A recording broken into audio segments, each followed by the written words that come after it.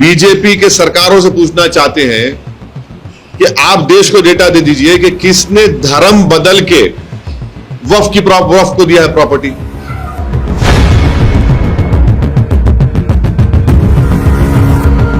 अरे भाई, जो पार्टी टिकट नहीं देती मुसलमानों को, जिसके पास एक मुस्लिम एमपी नहीं है, वो मुस्लिम ऑफिसर को बनाएगी।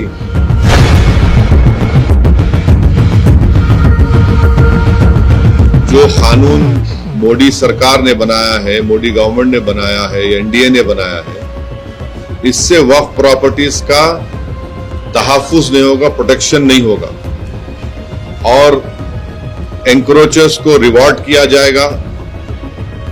वक्फ प्रॉपर्टीज में कोई डेवलपमेंट नहीं आएगा। तो इसीलिए हम उम्मीद करते हैं कि सुप्रीम कोर्ट जल्द से जल्द एक फाइनल डिसीजन लेने के लिए जो भी जरूरी इक़दाम करना है वो सुप्रीम कोर्ट करे।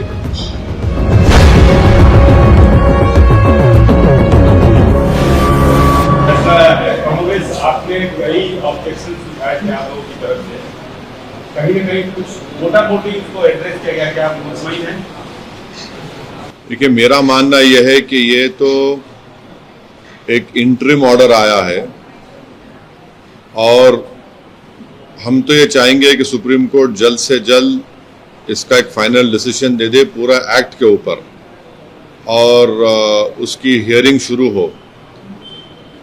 मेरी राय में, मेरी पार्टी की राय में यह है कि ये जो इंटरिम ऑर्डर आया है, इससे जो कानून मोदी सरकार ने बनाया है, मोदी गवर्नमेंट ने बनाया है, एनडीए ने बनाया है, इससे वक्फ प्रॉपर्टीज का तहफ्फुज नहीं होगा, प्रोटेक्शन नहीं होगा और एंक्रोचर्स को रिवॉर्ड किया जाएगा। वक्फ प्रॉपर्टीज में कोई डेवलपमेंट नहीं आएगा। तो इसीलिए हम उम्मीद करते हैं कि सुप्रीम कोर्ट जल्द से जल्द एक फाइनल डिसीजन लेने के लिए जो भी जरूरी इक़दाम करना है वो सुप्रीम कोर्ट करे। अब आप ये देखिए कि ऑनरेबल सुप्रीम कोर्ट ने ये कहा है कि 5 साल का जो एक्ट में था कि उसको 5 साल मुसलमानों ने दिखाना पड़ेगा, वो कंप्लीट स्टे नहीं है। ऑनरेबल सुप्रीम कोर्ट ने ये कहा है कि रूल्स को अगर फ्रेम कर देते हैं तो फिर वो लागू हो जाएगा, रूल्स बना देंगे।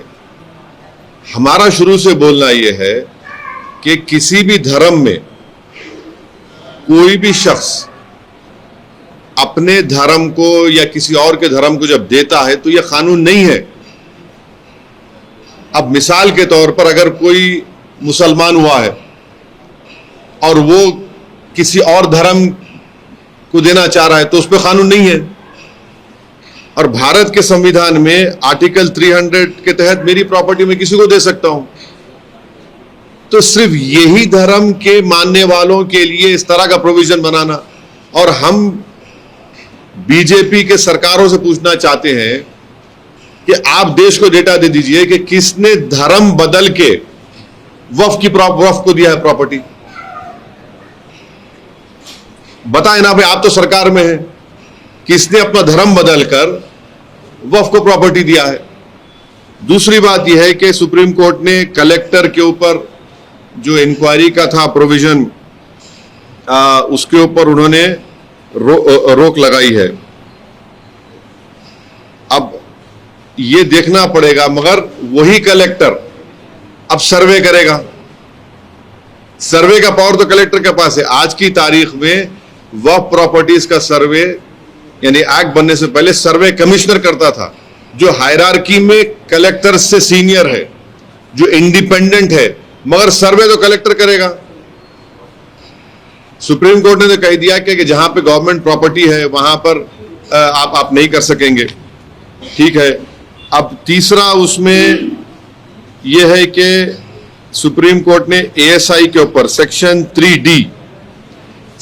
3D की तारीख यह है कि जिस दिन लोकसभा में डिबेट हो रही थी उसी दिन स्पीकर साहब की इजाजत से सरकार ने उसको इंट्रोड्यूस किया 3D को।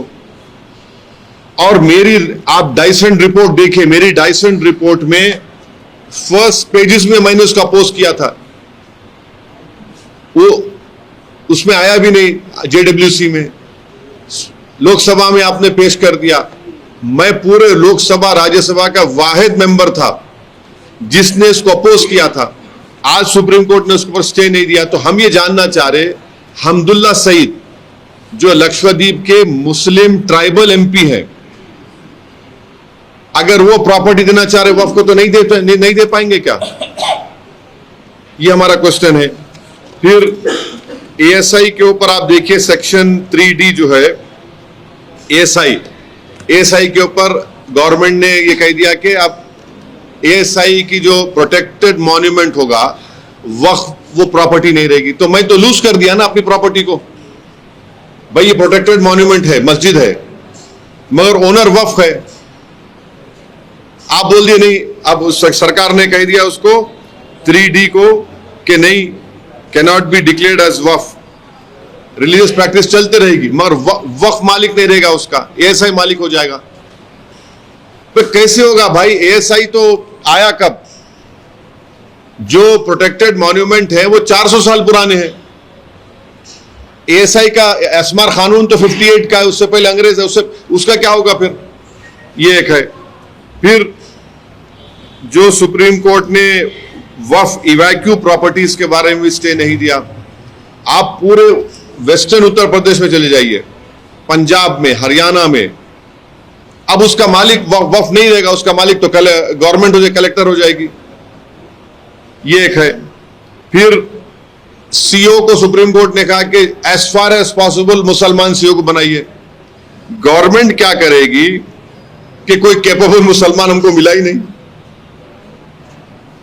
As far as possible Supreme Court ने, गवर्नमेंट कहे हम तो मिला ही नहीं हमको। अरे भाई, जो पार्टी टिकट नहीं देती मुसलमानों को, जिसके पास एक मुस्लिम एमपी नहीं है, वो मुस्लिम ऑफिसर को बनाएगी। इंटेलिजेंस ब्यूरो में कितने मुस्लिम ऑफिसर है बताइए? अब आप बोलेंगे देखिए सिक्योरिटी में बात कर रहे, मैं एग्जाम्पल देने के लिए कह रहा हूं। ये एक हो गया। गवर्नमेंट का आप देखना, बीजेपी सरकारें बोलेगी नो, नहीं, एज फार एज पॉसिबल कोशिश करो, आप नहीं मिलेगा, नहीं बनाएंगे। और फिर दूसरा उसमें जो सुप्रीम कोर्ट ने स्टे रिफ्यूज किया वो है मैंडेटरी रजिस्ट्रेशन। सुप्रीम कोर्ट ने कहा कि नहीं, पहले था, ऐसा था, ठीक है, अब डॉक्यूमेंट कहां से लाएंगे? डॉक्यूमेंट कहां से लाएंगे बताइए? डीड कहां से लाएंगे? कागज कब से लिखना शुरू हुआ? 350 साल पुराने का क्या करेंगे बताइए? और फिर नॉन मुस्लिम को आप मेंबर बना रहे हैं वक्फ बोर्ड में, क्यों बनाएंगे नॉन मुस्लिम को मेंबर भाई? ये आर्टिकल, मेरी नजर में आर्टिकल 26 का वायलेशन है ये। तो क्या अगर कल कोई जाएगा, जाकर कोर्ट से कहेगा कि सिख गुरुद्वारा प्रबंधक कमेटी में किसी गैर सिख को मेंबर बनाओ, तो सिखों पर क्या गुजरेगी? कई दूसरे हिंदू धर्म के स्थान हैं जहां पर सिर्फ मेंबर भी हिंदू होना चाहिए और ऑफिसर भी हिंदू होना चाहिए, फिर यहां पर ऐसा हो गया। तो इसीलिए जरूरी है कि एक फाइनलिटी के लिए एक सुप्रीम कोर्ट इसका फाइनल डिसाइड करे। लिमिटेशन एक्ट आप बताइए, लिमिटेशन एक्ट अगर देखिए कई वक्फ की प्रॉपर्टी मुझे मालूम हुआ वहां पर लोग कब्जे में है, मैं अब केस नहीं डाल सकता उनके ऊपर, माने मैं एनक्रोचर को रिवॉर्ड हो रहा है, जो केस चल रहा है तो चलेगा, लिमिटेशन एक्ट अप्लाई नहीं होगा। मगर जब मैं केस नहीं डाला और मुझे मालूम हुआ, क्योंकि अगर आप रिपोर्ट पढ़ेंगे, अभी बैरिस्टर असउद्दीन ओवैसी उठाए गए सवालों को सुना। वक्फ संशोधन कानून पर सुप्रीम कोर्ट का जो फैसला आया है उस पर बैरिस्टर असउद्दीन ने सवाल खड़े किए गए हैं। क्या सुप्रीम कोर्ट इस सवालों का जवाब दे सकती है कि नहीं? हमारे साथ ऐसे जुड़े रहिएगा, हमारे चैनल को सब्सक्राइब जरूर कीजिएगा, हमें सपोर्ट जरूर कीजिएगा। Thank you.